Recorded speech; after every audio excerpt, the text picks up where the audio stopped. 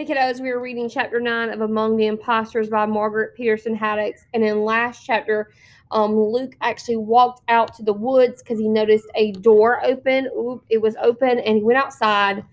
He noticed that Hendrick School for Boys was a windowless school, which is a huge safety hazard, and he had no idea why it was like that.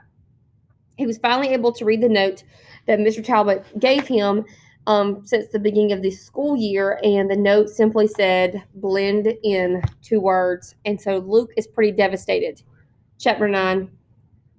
Luke wouldn't have thought he could have fallen asleep there in the woods, in danger, boiling mad, but somehow he found himself waking up some time later, stiff and sore and confused.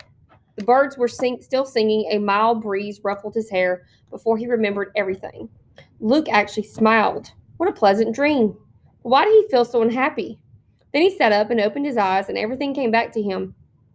The note he believed in was worthless dust now. No matter how hard he peered off into the underbrush, he couldn't see a single sign of it. He was out in the woods, violating who knew how many rules of the Hendrick School for Boys, and he had no idea how long he'd been gone. Squinting at the sun, Luke guessed that it was at least mid-afternoon. They must have noticed him missing by now. He should be thinking up his excuse now. He should sneak back so at least they couldn't find out here. It wouldn't look so bad.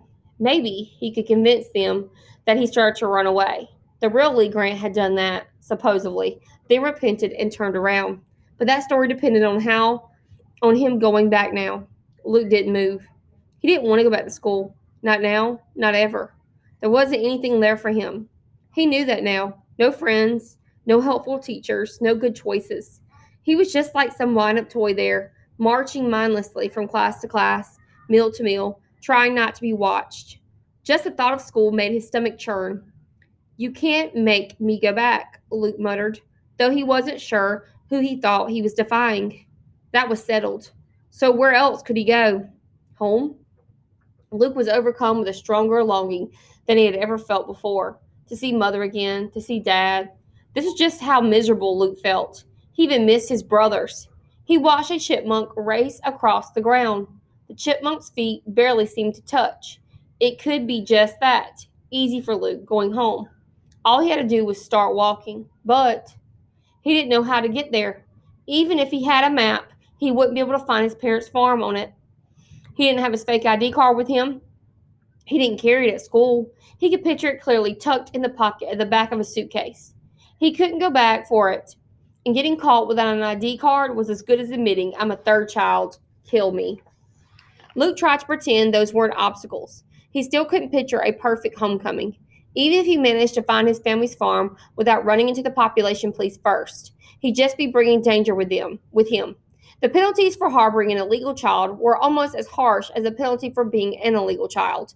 Every second he lived with his parents, he put their lives in jeopardy, and now there was a record of his existence. If he disappeared now, someone would have to look for him. And when they found him, cowering in his family's attic, they'd be sure to find out the truth as well. Luke picked up a pebble and threw it far into the woods. It wasn't fair. His only choices were to be miserable at school or a virtual murderer at home. He threw another pebble and another. Not fair, not fair, not fair. He ran out of pebbles and switched to bark chips, peeled off the log beside him. Some of the pebbles and bark chips hit tree trunks with a satisfying thud. Luke began aiming. Take that, he yelled, forgetting himself. Then, terrified, he clapped his hand over his mouth. How could he be so stupid? He froze, listening so hard, his ears began to buzz. But there was no sound of anyone trampling through the woods looking for him.